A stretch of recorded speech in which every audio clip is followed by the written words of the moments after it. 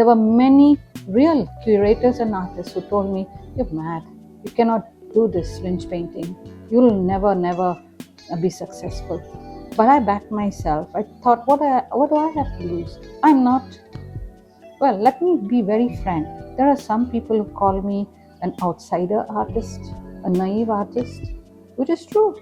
And I take it as a compliment because if I get such recognition as being an outsider artist or a naive artist, that's good for me. I don't worry about other people's opinions. I just do my work.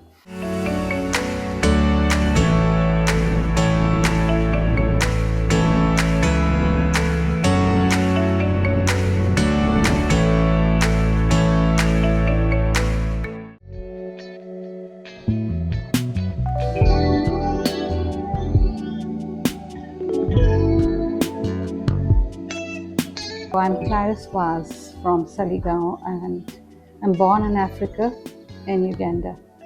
And at the age of 6, came back to Goa because of Africanization there.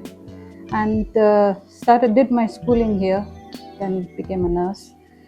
Over time, got married, had my 2 sons, and when they went outside to study, I went back to my childhood hobby of painting. And that happened in 2009. In 2011, I lost my son tragically to an unknown, undiagnosed heart condition, and that is when I decided to do something in his memory. That's when I started art in a professional way.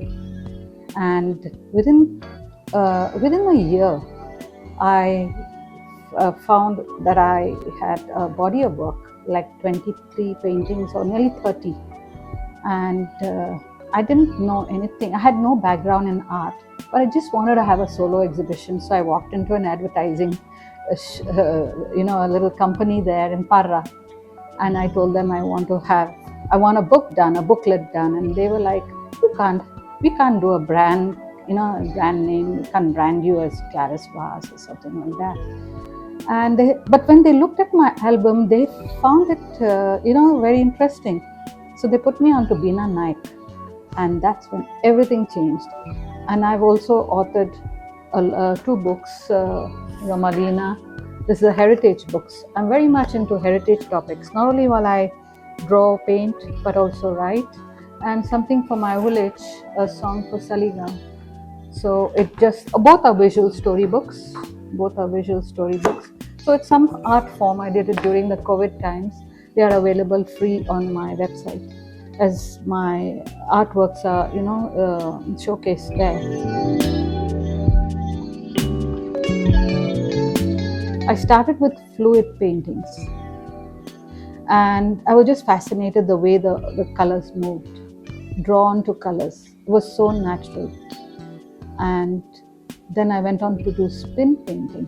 So I took a fan and I put it upside down in concrete, and I actually clamped I saw it all on YouTube, and I started doing, and they were just selling, and it was like so interesting. But then these were all what people were doing, and I used to give injections in the village, so I used to bring home the syringes.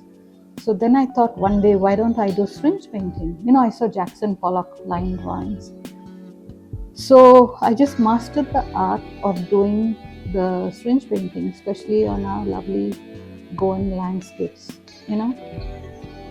So I didn't want to see anything realistic. I just wanted to see it more into abstraction. So just doing it with line forms helped. Eventually, I went into doing kunbi saris, that I can see that. Because this method or this technique suited, the threads, the breathing fabric of the kunbi sari. And I had such a big long story to tell of our indigenous tribes. And that's how the whole body of work, that took me 7.5 years, but I didn't stop.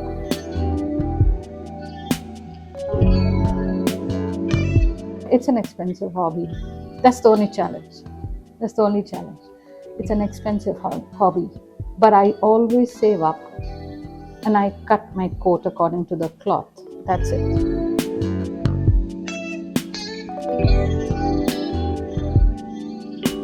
I have lived here in Goa since the 70s, 80s, 90s, and I can see it just changing. And I wouldn't say for the good or for the bad, it's just changing. And change is necessary because we need to evolve.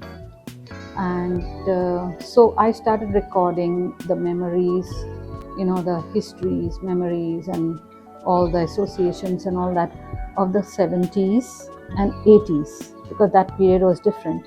Then in the 90s and later on, you could see the change coming with technology, change in technology, change in a lot of modernization, globalization. These all took place overnight. There was, and the hordes of non-Goans, I would say, or new settlers, they started coming and they were breeding in their culture. As an artist, I began noticing that. So I started recording quickly. I said, I will record a way of life that once was of Goans with ancestry.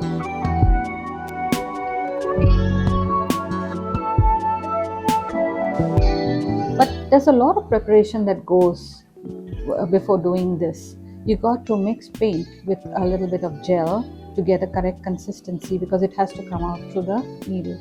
So over 1,000 block needles. In fact, my fingers are all kind of sore. 1,000 block needles. You're doing this over and over, and it's important not to get blobs. You got to get the lines.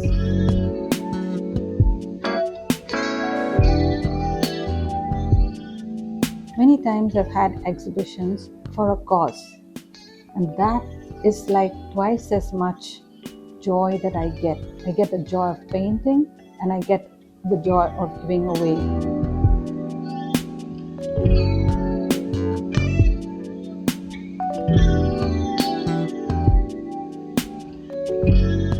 These are little rewarding moments. And as far as book is concerned, it's just that I was very, very lucky, because I used to go to many old people's houses to give them, injections and never take money. Or I used to go to some non-Catholic houses, and they would call me, but they would go to the fields and give me all fresh fruits and vegetables in return. My kitchen was always filled. Those are the precious moments. And the old people in the houses, I used to play with their cats and all that. Later on, when I wanted to record and document it all in a book, they gave me permission. Come. They would give me tea. They would even, they would feel so happy that they were being immortalized, especially in my village. And that was very rewarding.